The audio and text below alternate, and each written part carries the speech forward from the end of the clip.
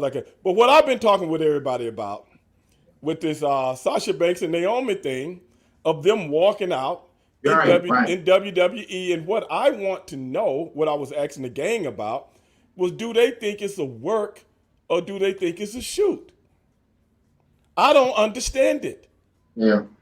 I, it probably is some type of shoot, Stevie. But it's I was listening to you right before you having the green room. It just shows you how things have changed in today's environment. Yeah. Back in the day, Kamala, wasn't making any kind of money, and what the fuck? I'm working with Hogan, cage matches, all kinds of shit, and Yeah, I mean, the thing about Kamala,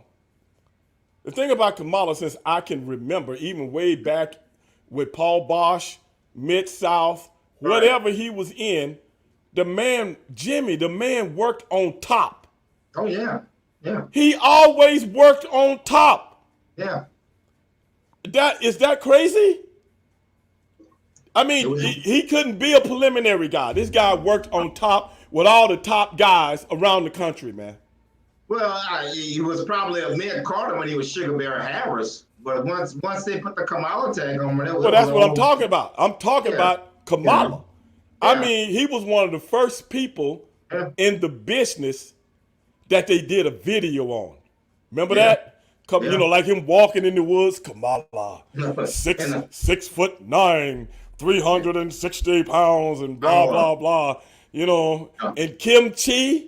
And filmed in Jerry Jarrett's backyard, not Africa. He goes to Vince and them, hey, blah blah blah. They say, well, Kamala, we think you're doing okay, but you're welcome to leave anytime you want. It's like, oh my That's some God. shit, bro. No, I mean, absolutely. But yeah, we think you're doing okay, but anytime you want to go, you welcome to leave. See, in other words, they was telling him, you ain't got no leverage on us. Shit, right. we'll create something else. The guy worked on top wherever he went, whether it's against Andre the Giant, whether it's against Hogan, whether it's against Junkyard Dog, Yeah. Butch Reed. The list goes on and on and on, man. Yeah. And you got You to pay know, those people. I'm sorry, you have to pay those people. we got to. But I don't know what's going on with these two ladies. If you're asking me my opinion, I haven't seen it. I know what they look like, but I haven't seen any matches or anything. But I'm I just suspect, saying. yeah, this is probably this is real. This is not work. I'm just like professional wrestling is a show, Mm-hmm. and these girls been working on top for a long time. A long time. They've been working on top. Now Naomi hasn't been working on top. They kind of brought her down a little bit, but Okay. everybody in WWE goes through that. In WWE, you hear one day, like the little kid I was just watching wrestling, the little kid that's out there with Randy Orton. What's his name? Whatever his name is. The guys will tell me here in a second. He's working on top right now. Riddle, he's working on top right now. But he ain't main event material. But with Randy Orton, he is now. Because they got him in a tag team together. Now, the way they pushing it, it's like opposites attract. Randy Orton ain't really into his stuff, and he wants to be cool with Randy. It's the way they write that, man, and make it interesting. Well, what I'm saying right now, he's working on top. Even though they just lost the belts to the Usos, at the end of the day, man, that's the show. Yeah. And they get as much out of that as possible. Then it goes full circle. Somebody else moves in to that spot as it pertains to the show. As it pertains to the show. And that's just television. It's just television. It's not like it used to be. So what the gang is telling me that they're unhappy with some situation as to how they're getting pushed in a certain program. And I'm just like, man, Well, I don't get that, bro. That's I, why I hope it's a work. Because I'm going to tell you something, bro, about professional wrestling. And I'm going to tell you something about professional wrestlers. When your ego starts to override your intellect, that is when you lose respect in the business.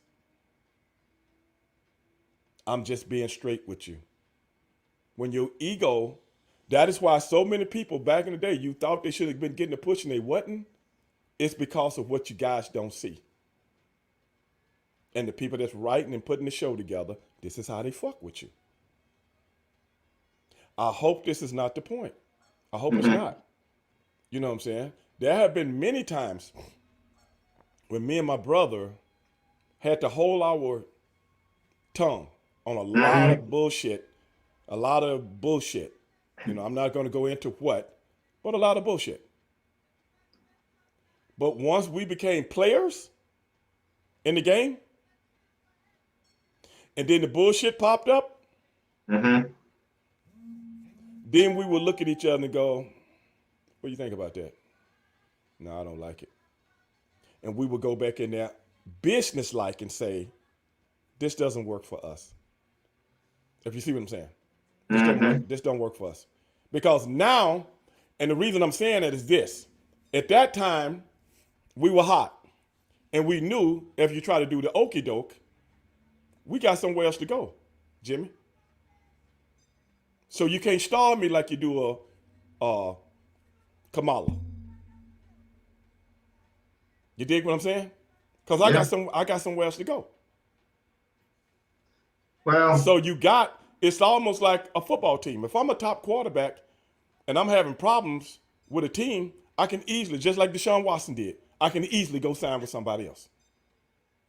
It's business. But you got to be in that position to be able to go against the grain. If you're not in that position, then it is what it is. But we already knew we had the green light to go somewhere else. Just read between the lines. We already knew. So they couldn't afford to lose us. So if you can't afford to lose me, then you can't put the bullshit on me like you used to. But that's just business. It ain't personal. Yeah. That's just how the business is. Well, So in this situation here, where else can you go and make the kind of money in the world in WWE? Yeah. Where else can you go? Yeah. And you see the problem, because again, this business is not meant to be national. Okay? You work in a territory 2 or 3 years or whatever, and you move on to something else, you're fresh again. You can repeat angles because no one hasn't seen it before because they didn't have cable TV. Trust me, when JYD left Mid-South, it was just time for him to go. It was just time for him to go.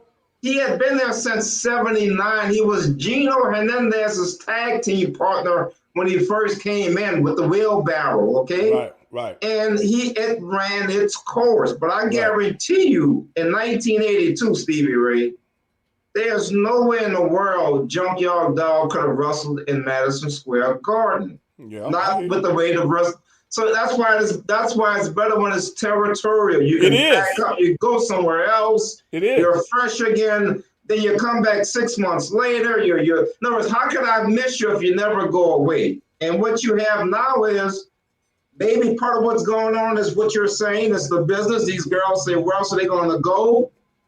And maybe they put demands on them they didn't want to do because, again, there's nowhere else to go. See, what else are you going to do when you have an opportunity to come in and they say, well, we're going to put you in a supermarket with Steve Austin. He's going to hit you over the head with a kumquat and pin you. Right. See, there's nowhere else to go. And so they know, and the thing is, Jimmy, they know that. Right. That's why they keep you hostage. Right. And when I say hostage, it's hostage mentally. Absolutely. But in one way, I commend them. In another way, I don't understand it because, like I said, and how many times you done seen a basketball player? I don't like this team no more. And because of collective bargaining, you know what I'm saying, I can opt out after the first year, you know what I'm saying, and go somewhere else. They got that in collective bargaining. Somebody will always pick up a top star. Yeah. Now, that's how it used to be in professional wrestling. But it's not like that anymore. And that's why I say if they walked out I don't know. Maybe they got leverage. I don't know. Maybe they got some blind leverage. I really don't know what's going on, but I was just asking everybody, what did Yeah. they think? What did they think about this? Because from my perspective, the outside looking in, I don't understand it because at the end of the day, you know, the angles come and go, the programs come and go. Nobody remembers them. Nobody remembers them. It ain't the end of the world. It ain't never the fucking end of the world. Never. It's a show. And the show will go on without you. But at the end of the day, everybody got to do what they got to do. But what I'm saying is, it ain't the end of the world. Regardless what the program is that they're not satisfied with, so on and so forth. It ain't the end of the world.